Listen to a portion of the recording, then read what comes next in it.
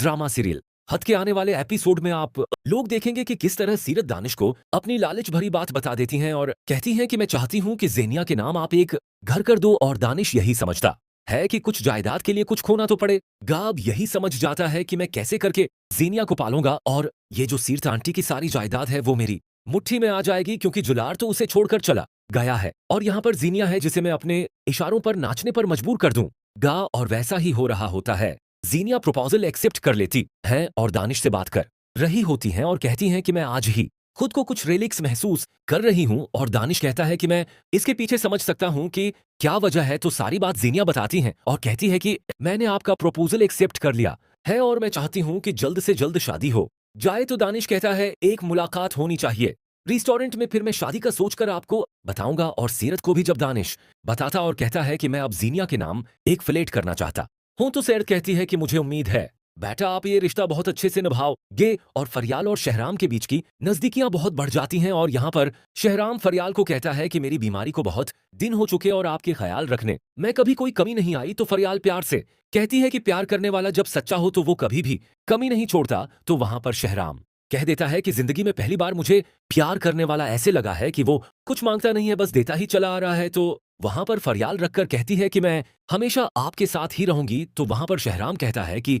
मैंने जिंदगी में बहुत कुछ देखा है, पर आप जैसी भोली भाली लड़की कभी नहीं देखी, और मैं कभी फरियाल आपकी आंखों में आंसू नहीं देखना चाहता। और जीनिया बदले की आग मैं बहुत जल गई है और वो यही समझ रही होती है कि दानिश को पाकर मैं कैसे भी करके शहराम और फरियाल को बर्बाद कर दूंगी। और इस फरियाल ने मुझसे मेरी पहली मोहब्बत शहराम छीन लिया, अब उसकी मैं ऐसे कड़ा करूंगी कि कभी भी फरियाल शहराम के नजदीक नहीं आएगी। तरह जीनिया मुसलसल दानिश के करीब आने की कोशिश कर रही होती है, क्योंकि अब वो यही समझ रही होती है कि अगर उसे अपनी मोहब्बत वापस नहीं मिल सकती तो वो शहराम और फरियाल की खुशियों को भी बर्बाद कर देगी। दूसरी तरफ दानिश भी अपनी चालाकियों में लगा हुआ होता है और वो जीनिया के जज्बात का फायदा उठाने की पूरी कोशिश करता है। वो जानता है कि जीनिया उस वक्त जज्बाती तौर पर बहुत कमजोर है और यही वक्त है जब वो उसे अपने काबू में कर सकता है। यहाँ पर दानिश रेस्टोरेंट में जीनिया से मिलने जाता है, जहाँ जीनिया काफी खुश नजर आ रही होती है। जीनिया मुसलसल मुस्तकबल के ख्वाब देख रही होती है और दानिश से कहती है कि मैंने बहुत बड़े दिन देख लिए हैं, अब मैं सिर्फ सुकून चाहती हूँ। दानिश भी मीठी मीठी बातें करता है और कहता है कि मैं आपको कभी अकेला नहीं छोड़ूंगा, लेकिन अंदर ही अंदर वो यही सोच रहा होता है कि अगर ये रिश्ता हो गया तो सीरत आंटी की पूरी जायदाद तक पहुंचना बहुत आसान हो जाएगा।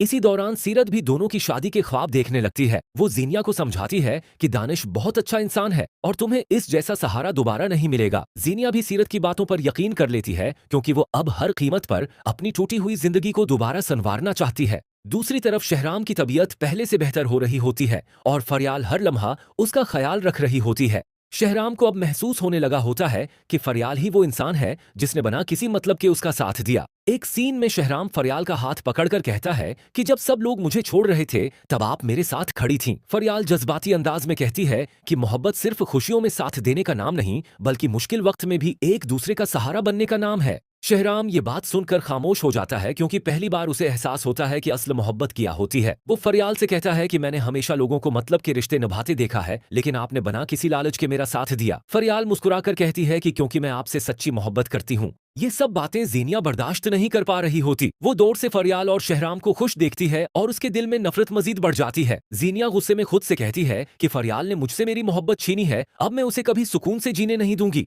यहाँ पर दानिश जीनिया के जहन में मजीद जहर भरने लगता है। वो जीनिया से कहता है कि कुछ लोग मोहब्बत के काबिल नहीं होते और फरियाल ने हमेशा तुम्हारा हक छीना है। दानिश की ये बातें सुनकर जीनिया और ज्यादा गुस्से में आ जाती है। अब वो मुकम्मल तौर पर बदला लेने के लिए तैयार हो चुकी होती है। दूसरी तरफ फरियाल को भी महसूस होने लगता है कि जेनिया अभी तक शहराम को भला नहीं पाई। फरियाल एक दिन शहराम से कहती है कि मुझे लगता है जेनिया अब भी हमें अलग करना चाहती है, लेकिन शहराम फरियाल को तसल्ली देता है और कहता है कि अब कोई भी हमें जदा नहीं कर सकता। उसी दौरान एक और बड़ा मोड़ आने वाला होता है, क्योंकि दानिश खुफिया तौर पर कुछ ऐसे कागजात तैयार करवा रहा होता है जिनके जरिए वो सीरत की प्रॉपर्टी अपने नाम करवाना चाहता है। वो सोच रहा होता है कि शादी के बाद जीनिया को आसानी से अपने काबू में कर लेगा और फिर पूरी दौलत उसके हाथ में आ जाएगी। इधर ज़ेनिया अपनी नफरत में इतनी अंधी हो चुकी होती है कि उसे दानिश की असलियत नजर ही नहीं आ रही होती। वो सिर्फ यही कि किस तरह दानिश अपनी चालों में मजीद कामयाब होता जा रहा होता है, जबकि ज़ेनिया नफरत और बदले की आग में पूरी तरह जल रही होती है।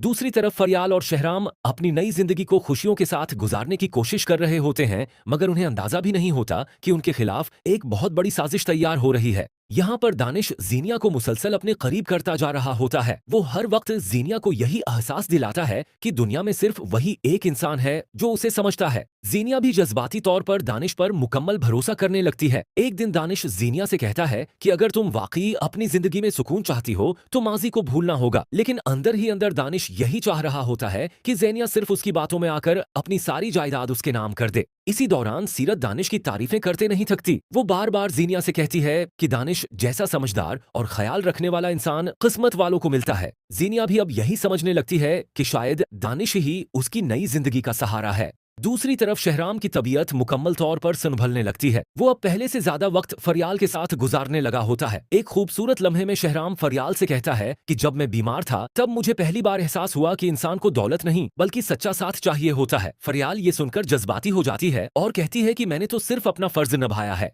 शहराम मुस्कुराकर कहता है कि नहीं फरियाल, हर कोई ऐसा नहीं करता। आपने जिस तरह मेरा ख्याल रखा वो शायद कोई अपना भी न रखता। फरियाल की आंखों में आंसू आ जाते हैं और वो कहती है कि मैंने हमेशा आपकी खुशी मांगी है। ये सब सुनकर शहराम पहली बार फरियाल से अपने दिल की बात कह देता है। वो कहता है कि अब मैं आपके बगैर जिंदगी का तसव्वुर भी नहीं कर सकता। फरियाल ये सुनकर खामोश हो जाती है मगर उसकी आंखों में खुशी साफ नजर आ रही होती है। लेकिन दूसरी तरफ ज़ेनिया को जब शहराम और फरियाल की बढ़ती हुई क़रबत के बारे में पता चलता है तो वो गुस्से से पागल हो जाती है। वो अपने कमरे में चीजें फेंकना शुरू कर देती है और कहती है कि फरियाल ने मेरी जिंदगी बर्बाद की है, अब मैं उसे खुश नहीं रहने दूंगी। इसी दौरान दानिश ज़ेनिया के गुस्से का फायदा उठाता है। वो ज़ेनिया को भड़काते हुए कहता है कि कुछ लोगों को उनकी खुशियों समेत खत्म करना पड़ता है, तब जाकर दिल को सुकून मिलता है। दानिश की ये बातें ज़ेनिया के दिल में जहर की तरह उतरती जा रही होती हैं। यहाँ पर एक और चौंका देने वाला मोड़ आने वाला होता है क्योंकि दानिश खफिया तौर पर एक प्रॉपर्टी डीलर से मिलता है। वो उसे बताता है कि बहुत जल्द सीरत की सारी प्रॉपर्टी उसके कंट्रोल में आने वाली है। प्रॉपर्टी डीलर भी दानिश को खबरदार करता है कि अगर सच सामने आ गया तो बहुत बड़ा मसला खड़ा हो सकता है। लेकिन दानिश एतमाद से कहता है